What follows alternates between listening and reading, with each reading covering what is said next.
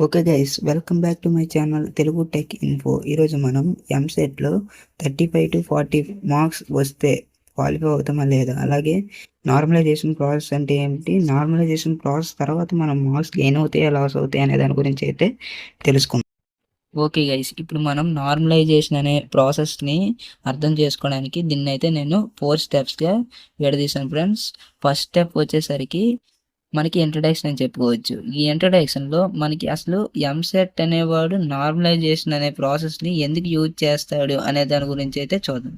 First మనకి ఎంసెట్ అనేవాడు ప్రతి ఇయర్ మనకి 10 షిఫ్ట్స్ కింద రోజుకి 2 షిఫ్ట్స్ అయితే కండక్ట్ చేస్తుంది. ఈ షిఫ్ట్స్ అనేవి హార్డ్గా వచ్చాయా, ఈజీగా వచ్చాయా, మీడియం లెవెల్లో వచ్చాయా అనేది స్టూడెంట్స్ యొక్క రివ్యూ బట్టి అలాగే అనాలిసిస్ చేసి వాళ్ళైతే మనకి ఆ షిఫ్ట్ అనేది మనకి రిలీజ్ చేస్తుంది. స్టెప్ 2లో వచ్చేసరికి అసలు ఎంసెట్ అనేవాడు ఎందుకు ఈ నార్మలైజేషన్ ప్రాసెస్ చేయాలి, డైరెక్ట్గా మనకి రిజల్ట్ ఎంసెట్ మార్క్స్ ద్వారా ఇచ్చేయచ్చు కదా అనే డౌట్ మీకు ఉంటుంది. ఇప్పుడు మనం ఎంసెట్ అనేవాడు డైరెక్ట్గా అలాగే ఇచ్చేస్తే మార్క్స్ ద్వారా ఈజీ షిఫ్ట్ వచ్చిన వాడికి ఎక్కువ మార్కులు 100% వస్తాయి. అప్పుడు మనం ఈ టఫ్ వచ్చేవాడికి మనకి లో మార్క్స్ అయితే 100% వస్తాయి. కాబట్టి అప్పుడు మనం అక్కడ ఈక్వాలిటీ అయితే మెయింటైన్ చేయలేదు. కాబట్టి మనకి ఎంసెట్ అనేవాడు ఈ నార్మలైజేషన్ ప్రాసెస్ అనేది యూజ్ చేస్తారు. స్టెప్ 3లో వచ్చేసరికి ద ఫార్ములా, అంటే ఇది మ్యాథమెటికల్ క్యాలిక్యులేషన్.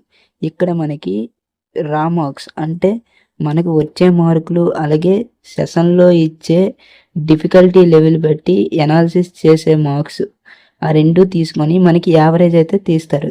దాన్నే మనకి స్టాండర్డ్ డీవియేషన్ అని కూడా అంటారు. ఆ స్టాండర్డ్ డీవియేషన్ ద్వారా మనకైతే నార్మలైజేషన్ అనే ప్రాసెస్ని మ్యాథమెటికల్గా బ్యాక్గ్రౌండ్లో వాళ్ళు చేస్తారు. ఫైనల్ స్టెప్ అంటే ఫైనల్ ర్యాంక్ అని చెప్పవచ్చు. ఈ ర్యాంక్ క్యాలిక్యులేషన్లో మనకి EAMCET marks and IPE weightage అనేది 100% తీస్తారు. ఈ EAMCET marks and IPE weightage అనేది ఎలా తీస్తారో నేను ఒక వీడియో అయితే చేశాను. ఆ వీడియో అయితే డిస్క్రిప్షన్లో లింక్ అయితే ప్రొవైడ్ చేస్తాను, వీలైతే చూడండి. ఇప్పుడు మీకు ఐపీఈ మార్క్స్ అనేవి 35 to 40 మధ్యలో ఉంటే మీరు క్వాలిఫై అవుతారా లేదా అనే దాని గురించి అయితే మాట్లాడదాం. మీకు ఐపీఈ మార్క్స్ వచ్చేటప్పటికి మీకు అడ్వాంటేజ్గా ఉంటే, అలాగే మీ యొక్క షిఫ్ట్ అనేది హార్డ్గా ఉంటే, అంటే మీ షిఫ్ట్ అనేది టఫెస్ట్ షిఫ్ట్ అయ్యింది, అలాగే మీ యొక్క ఐపీఈ మార్క్స్ అనేవి మీకు అడ్వాంటేజ్గా ఉంటే మీరు తప్పకుండా క్వాలిఫై అయ్యే అవకాశాలు ఎక్కువగా ఉంటాయి.